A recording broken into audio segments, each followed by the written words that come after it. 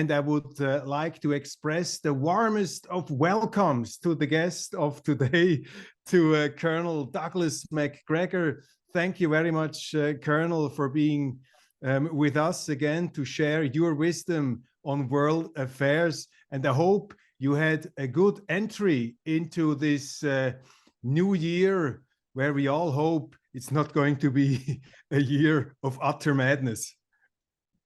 Well, as we say in English, hope springs eternal.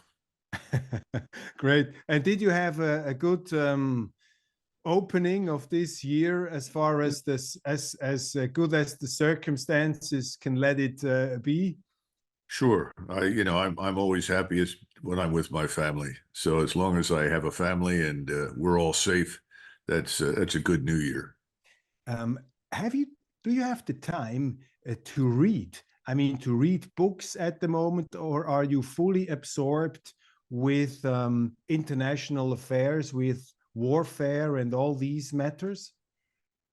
Well, actually, I do read. I'm not able to get through all of the books all of the time, but I have so much good material to draw on that, yes, I read. General MacArthur, who is one of my idols, if you will. The American Caesar, as a famous book is called. And he and I are also related, so his ancestors and mine come from the same area in Scotland. And he made it a point always to spend 2 hours a day, even throughout World War II, to read.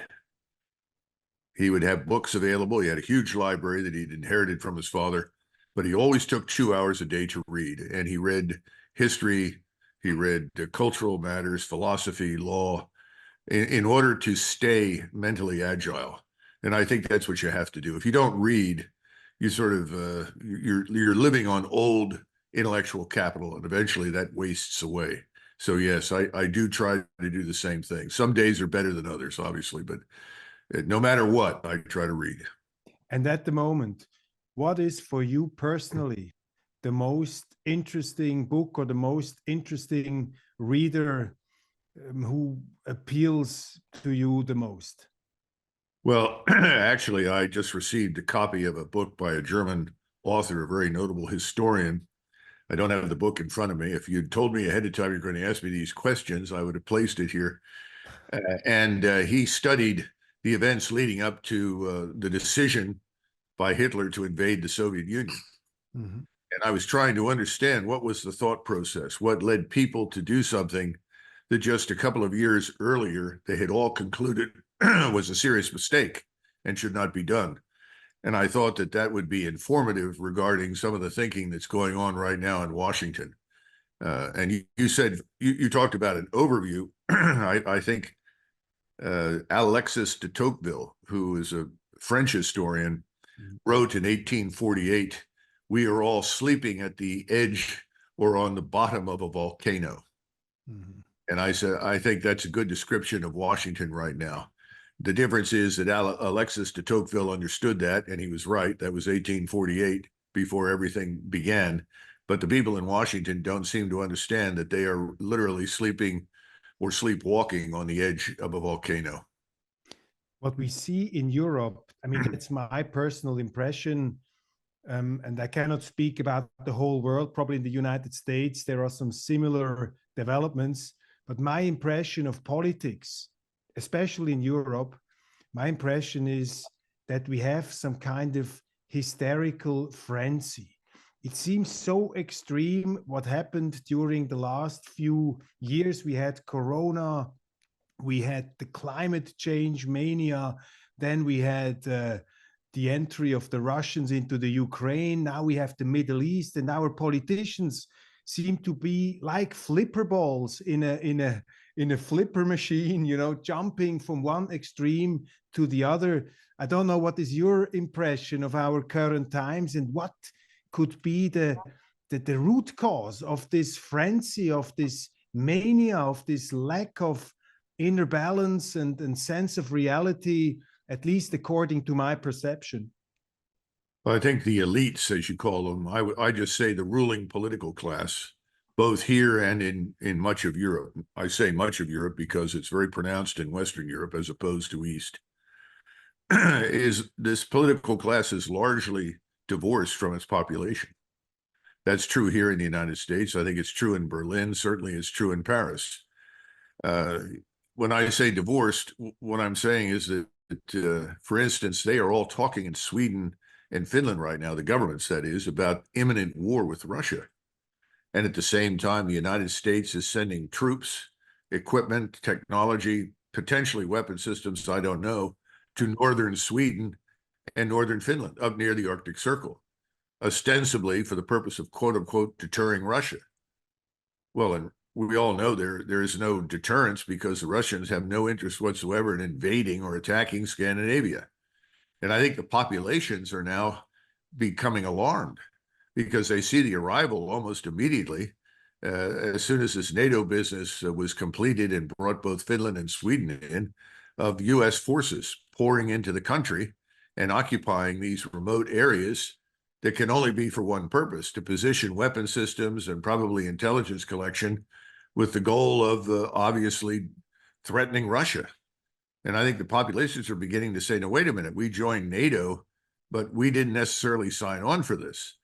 But they didn't seem to understand that part of the agreement was that we be given access to whatever bases we wanted in those countries. This is the sort of thing I think is beginning to happen in Europe. And obviously, I think Chancellor Scholz and President Macron, they're at the end of their respective tethers. In other words, they're close to being removed from power. The populations are discontented now. The populations in France react differently from the way Germans react, but I think they can both agree the governments don't represent their interests. The Germans are struggling very hard to find a new way forward, but it will come to them. The problem in France is they know what the way forward is, and they've just got to get the old leadership out of the way. We have a similar problem here in Washington. We have this supposed election coming in November, but between now and then, people are beginning to figure out, well, this entire economy could collapse. The financial system is already in crisis. And frankly, we could be at war with any number of countries between now and next November, but no one can change that. It's very frustrating. You are an experienced man. You are also a leader. You have military war experience. You have worked in proximity with high-ranking politicians, not at least the former US President Donald Trump. What is your explanation for this mood of confrontation that our so-called elites are in? Where does it come from that we are stumbling, sleepwalking into these kind of conflicts? Just a little remark. I was at the Vatican the last few days. I talked to many cardinals. I'm a Protestant like you. And they told me, not off the record, it's absolute madness, insanity for Europe to enter into a war with Russia. But where does this headlessness come from, this mood of confrontation? What's your explanation? Winston Churchill said that success in life consists of going from failure to failure without loss of enthusiasm. I'm not a Churchill fan, and I don't necessarily agree with his definition of success, but I think that's what you're dealing with. The West, collectively, this ruling political class that we're discussing, has moved from failure to failure to failure. And the more they fail, we failed in Afghanistan, we failed in Iraq. We've retained positions in Iraq as some means of concealing the failure. Our policy of bullying states that don't agree with us has failed. Our policies of sanctioning and bombing people into submission has failed. But the ruling elites know no other way. They know no other way because they are convinced of their infallibility. They're convinced of this globalist ideology, which dictates that the world must be altered and changed or reshaped to suit them. And we all know what their interests are. They want to effectively convert us as peoples into something we are not. That happens through immigration. It happens in our schools. It happens even in the churches. We are supposed to tolerate things that historically we have recognized as fundamentally wrong or evil. All of this has failed, frankly. It is not working. And the less that it works, the more they double down on enforcing their will. And that's what's happening today in Ukraine. That's what's happened in the past. When you take Ukraine, for instance, these people that call themselves Republicans, they're not very different from Democrats, frankly, just put forward a plan that is entitled Plan for Victory in Ukraine. Well, that's a statement of absurdity. From the Republicans. Yes. And they are taking a position, which all of the so-called neocons take in both parties, that the failure in Ukraine stems from the fact that we have not provided enough to the Ukrainians. Now, if you look at the vast quantities of equipment, it's not an equipment problem or ammunition, but you don't build armies on the fly. You just don't stand up and say, well, tomorrow we're going to field a brilliant force capable of conquering Russia. That's absurd. Can't be done. It never had any chance of success. But what do you do when you have failed miserably? You don't admit your failure, because if you stand there and say, gosh, I guess we were wrong, all of our assumptions were wrong, then people will say, well, then why are you still in power? So what the elites do, because remember, this ruling class controls the media, the ruling class controls finance, the ruling class controls your governments, the ruling class even controls entertainment in Hollywood. So what do? They double down. In other words, they continue to dig deeper into the hole where they already find themselves. They can't conceive of climbing out of the hole and looking around. You know, Americans in particular have a problem. And when I say Americans, again, I'm talking about the ruling class. Don't connect the ruling class to the broader population. Our population is largely disinterested. It's watching football and following the sex life of Hollywood stars. So most Americans are not engaged. That's a huge problem. It's always been a problem in this country. It has not changed. But the ruling political class is very different. They see the world as something that essentially pays tribute to them. In other words, America to the people in Washington is at the center of the universe. We are the superpower of all time. Therefore, everyone must bow to our will. And our vassal states in Western Europe and the ruling elites in Western Europe are part of that ridiculous set of assumptions. Now, what's happening? Power has been redistributed in the world. We are not the center of the world at all. In fact, I would argue in old Leninist terms that the correlation of forces in the world has shifted decisively against us. And that's not because of anything others did per se. It's largely a consequence of our bullying. People no longer want to do business with us. And it's not just Russia, China, Iran, North Korea. That's all nonsense. There are at least 84 or 85 countries out there. Now, we know the BRICS. Everyone's familiar with the BRICS members. That's a substantial chunk, but there are another 60, 70 nations waiting to join. You have to look at this as resistance to the United States-dominated financial system, which is a burden, not an asset, which seeks to control their commerce, control their economies. They do not wish to be under our control. And as a result, they've also had to build themselves up into something they were never really interested in the past, a serious military alliance. That alliance isn't being signed in some hall of mirrors in Versailles, but it is real. More and more nations are stepping up and saying that's enough. And to this must be added our unconditional support for Israel. And whether you like or hate Israel makes no difference. What the Israelis have done in Gaza is criminal. The world knows that. You can talk about it as much as you like in the West and say, oh, no, it's not.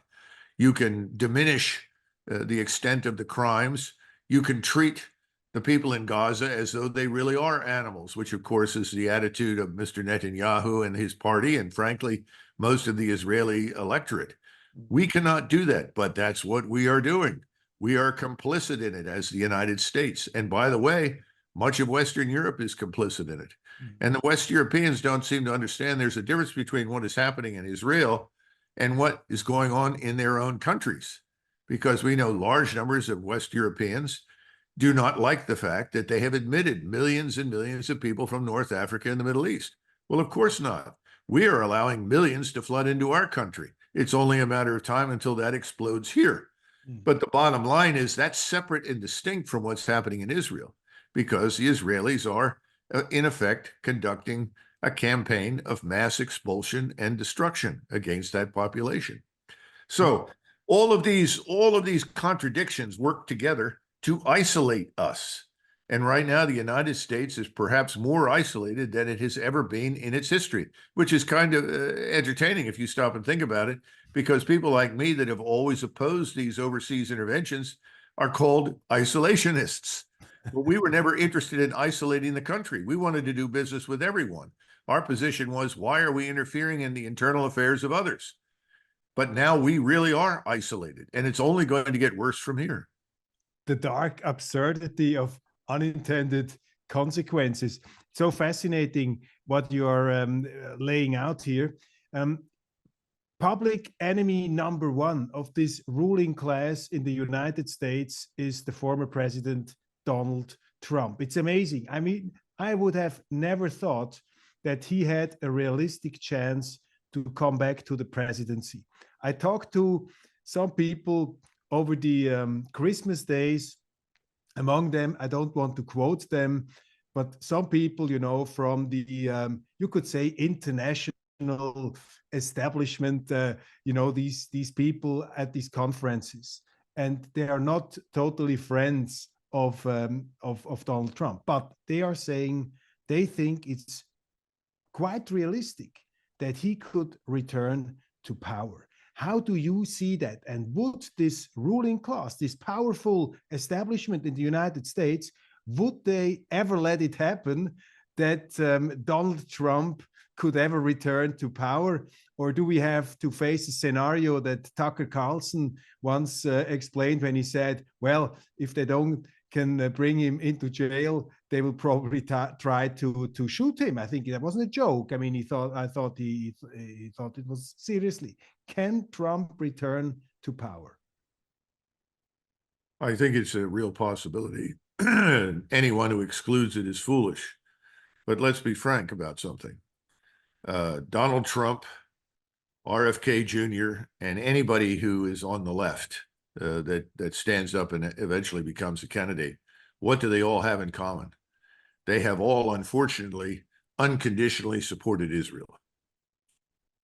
And even Trump has said that if he were president in the future, things such as those things that happened in Ukraine would not happen because he would bully the Russians into submission. In other words, I'm strong, I'm tough, and I can force these people to do what we want, which of course is entirely stupid. Now, to RFK Jr.'s credit, he has not said that. He actually takes the same position that I have over many, many years, that our relations with the Russians should be good. There's no reason why they should not be good. We do not have any vital strategic interests that collide to the point where we should be at war with each other. But having said all of that, there are too many globalists in the camps of all of these candidates. So in that sense, I think the population, the broader electorate, still remains isolated from the candidates. There is no one standing up and saying, wait a minute, we live in a world today where our problems as great powers, France, Germany, the United States, take your pick, wherever you want to go, Great Britain. Our problems are internal. They're not external. There are no existential military threats to the United States. Russia threatens us only because we have threatened them. And if we stopped, it would stop. China, good Lord, anybody who knows anything about Chinese history knows that they're not going to attack anybody. They've got the same problem they've had for centuries. Too many Chinese. They've got to manage it. You know, that's every morning Xi wakes up and he's not worried about us. He's worried about what he needs to do to hold China together. And right now, between the banking system, terrible mistakes in the central planning system, economically, financially, China is in a lot of trouble. No one ever brings it up. You know, somebody pointed out the other day that Xi had executed the top leadership of the Chinese Navy, or excuse me, rocket forces. Well, that's nothing new. I mean, corruption is endemic in that country. It's everywhere. And we shouldn't be surprised by that. But people are looking at you, gosh, I didn't know that. Well, things don't work. Rockets don't work. Ships don't work. Hulls are faulty and flawed. This is Chinese corruption. Anyone who knows anything about China can talk about it. So there's no threat from China. And the Russians would like to get back to normal business. They'd like to get this war over with. We are preventing that from happening. We are stoking the fires, however weak they may be in Ukraine, to keep this going. And we're convincing everybody through our vassal state leaders in Western Europe to keep up this ridiculous front that somehow or another there's war coming from Russia. It's all nonsense. But the danger is the provocations could ultimately provoke the very thing that we don't want, which is war with Russia. We will enter in these conflict fields in a minute. Just one last political question concerning the United States. I mean, what does it say about the United States that we are about to face a replay of the 2020 election? I'm not against elderly people in politics. Adenauer was quite aged when he became chancellor in Germany.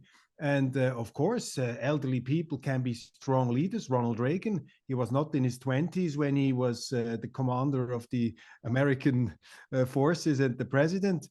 But what does it say about the United States that we seem to have the choice now between Donald Trump and Joe Biden? This is something that preoccupies a lot of Europeans. They think, are there no other alternatives, no other people? What's your take on that? I would say in some respects, we at the moment are a lot like Austria was in the late 19th century. I'm sure some of your viewers will remember Marshal Radetzky. Sure. And Radetzky won the Battle of Custoza, was a celebrated hero, and he actually was a very fine field commander, and he was in his 80s. Well, at that point, he should have been retired, but he wasn't. And in fact, as long as he was alive, they kept wheeling him out, almost to the point of put him in a wheelchair and bring him out again to remind everybody that Austria is a great power. It was ridiculous. That's why you have this novel called Radetzky Marsch. Sure, Joseph Roth, a fantastic novel.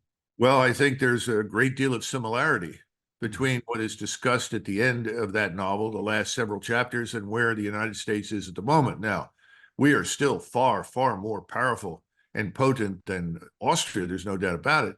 But when you look at the gerontocracy that you've mentioned, that's at the top of our political structure, it's a disaster. It all needs to be swept away. We need new blood. But you're not going to get any new blood until there is some sort of upheaval that dislodges these party structures from power once and for all, because the structures of power in Washington prevent youth, prevent new ideas, prevent people, I would say, of integrity and imagination from ever reaching office. Now, when this happens in a country, you usually get a revolution.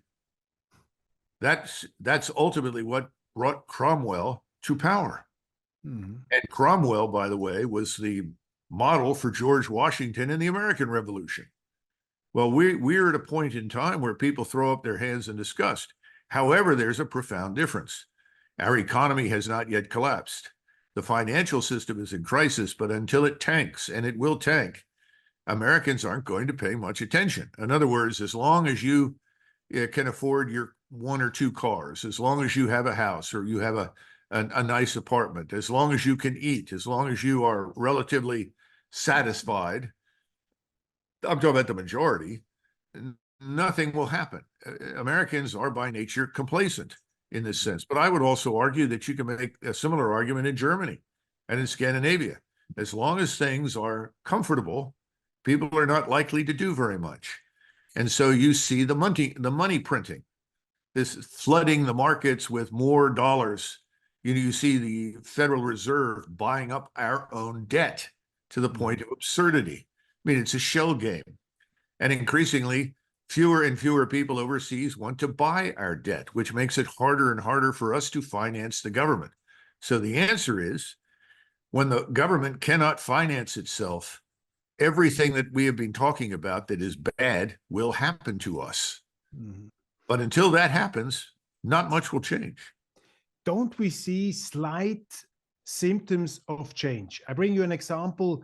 Harvard University. The president, Ms. Gay, had to leave because of her performance in front of this hearing and because of plagiarism in her scientific work. We see some kind of probably a little downfall of this wokeism in the public sphere. We see in Europe, in Germany now, the protests of the peasants, of the farmers.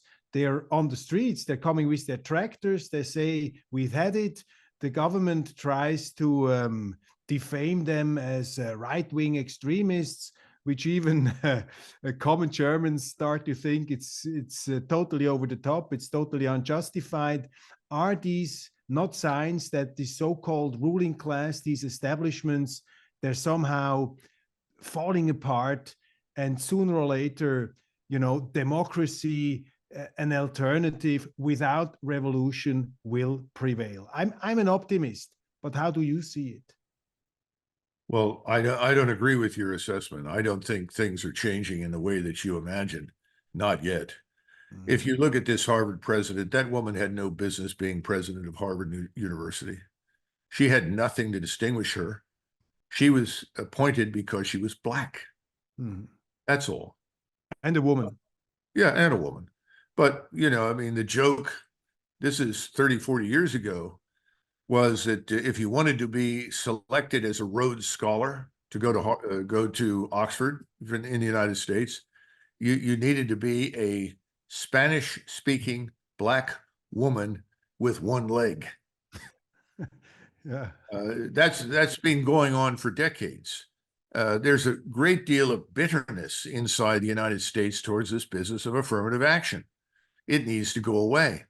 Anyone who knows anything about Lloyd Austin knows that he had no business being a general officer. It's kind of surprising in retrospect that he was ever commissioned at all. In other words, this is not a Colin Powell who is actually intelligent and articulate and thoughtful.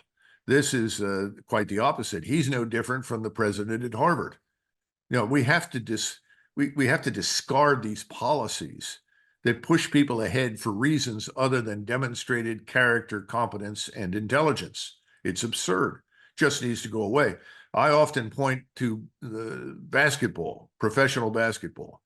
And I always ask people, how many white men do you see on the basketball court in professional basketball? And everybody starts to laugh. Well, you might see one every once in a while, but it's overwhelmingly Black. Well, there's a reason for that. They're better. They are taller, stronger, faster, better. And that's a business. The people that own it want to make money. And so they want the basketball players who are better, faster, and more effective. They don't care whether they're white, Black, Asian. It's irrelevant. The fact that they happen to be Black is a testimony to their superiority athletically in this setting. All right. Well, most of us think that that same measure should be applied to everything in the United States. Let's put the best people forward. We don't do that. So that's the first thing you have to understand. Until that changes, I don't see anything of significance happening in this country at all. The second part of it, the Germans. You point to the Germans, and I'm a great admirer of German civilization and the German-speaking peoples. But the thing that is troubling is something that Lenin talked about years ago. He said, if I tell the German communists that it's time for a revolution and to come to Berlin and join us, he said, these people will all go to the railroad station and buy tickets on the train, wait for the train to show up and ride the train to Berlin. He said, now, if they were Russians, what would they do? Well, the first thing they do is kill the engineer and take over the train, and then board thousands of people with weapons. And then they'd go to Berlin, take over, shoot at anybody that got in the way. He said, I can never get the Germans to do anything. He said, there will be no revolution in Germany. Well, he was right. That sort of thing wasn't going to happen. And I'm not saying that we're in that kind of situation that requires that kind of action, but the Germans have a long fuse, and it's definitely being lit, if you will, but it's going to burn for a while before it finally explodes. And the longer it takes, the worse it will be. And I think that's the truth here in the United States. The longer we wait to finally take action, the worse it will be for all of us. And as I said at the beginning, we're still a long way from this election in November. A lot can happen. Ukraine, what's the most interesting and important development that we have to diagnose here. What's your actual take now on the situation? Can you bring us your thoughts, your most important conclusions? Well, first of all, let's pause for a minute and discuss Washington's perspective, because as Petraeus, who I think is a failed officer in the worst sense of the word, who became a general officer, should never have been a general officer, and just he's one of these people who's moved from failure to failure without loss of enthusiasm. David Petraeus. Yes, one of the things that he likes to say is it doesn't matter what happens in Iraq. What matters is what people in Washington think. Understand that Washington lives on an island. We call it Fantasy Island. All right.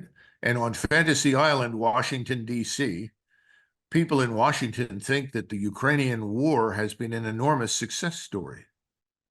Now, stop and consider this.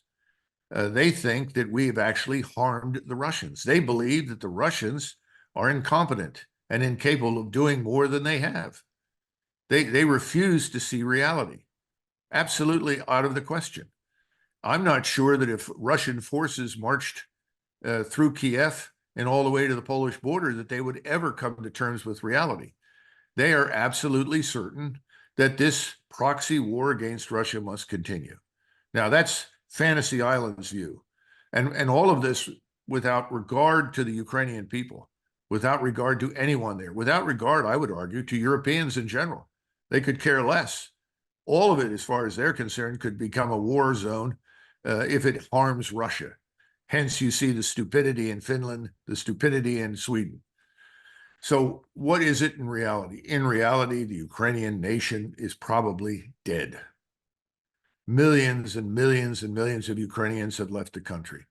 They will never go back. The birth rate, which was already low, has now gone through the floor. I mean, people are simply not building families, and families are essential to the survival of any civilization and culture. Now we have the Procurator General, who finally admitted in public that the Ukrainians have lost 500,000 soldiers on the battlefield. Gosh, what a surprise. What has General Kuyat said? What have I said?